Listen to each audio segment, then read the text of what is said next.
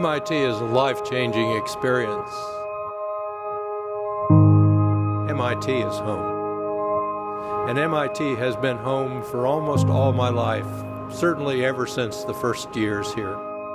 And there are two things in the life at MIT that stick with you the rest of your life. And they're not the things that you would think. One of the most important is the ability to wear a brass rat and have people know you came from MIT.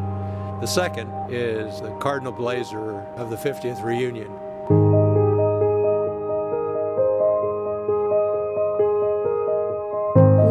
Years ago, in 1916, the MIT class of 1916 graduated. They were, of course, the very last class to take all of their coursework in Boston. They called themselves the last and finest class of Boston Tech.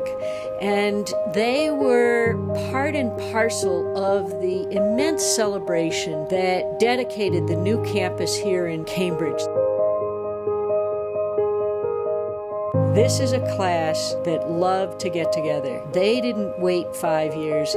They had reunions, it seems, almost every year down on the Cape. But when they got to their 50th reunion, they wanted to make it special. I remember 1966 when I saw the Cardinal Blazers for the first time. There's really nothing like it. It was such a wonderful, flashing thing to see alumni wearing their Cardinal Blazers. And for me, I've looked forward to it for 50 years. I got to know a number of the 14, 15, 16 class quite well. In fact, some were of the age that they still came and volunteered in the museum, and they all took an interest in making a history of MIT, and all of them were proud wearers of the red jackets in every instance they possibly could. I frequently tell alumni that the red jacket after your 50th reunion is your MIT uniform for life. You'll be able to wear it at any MIT function that you go to ever. I know a lot of alumni who really treat it and wear it proudly because it will certainly identify you just as much as your brass rat as an alumnus of MIT. I'm Lester Gould, and we're at Gould's Clothing in Acton, Mass. My dad began Gould's Clothing in 1934, and we're the official source for the MIT 50th reunion outfits. We're very proud of that. It's a fascinating group of people, a group of people that really have changed the world. So the MIT outfit consists of a cardinal red blazer. It's accessorized with what they call the freshman tie and the crest. They can choose to have the MIT buttons put on instead of the classic generic blazer button that it comes with. It's a great memento of the occasion.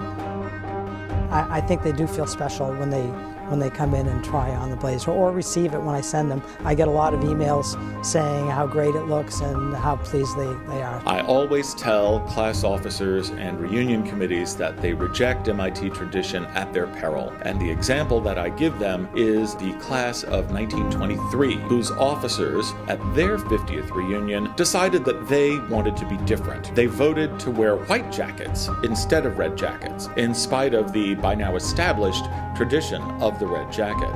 Well, they looked very impressive, but at the commencement luncheon, when their class meeting was held, all of the incumbent officers were voted out of office and a new slate of officers put in because people really were not happy with a white jacket instead of a red. There is not another MIT class since then that has gone to something other than the red jacket.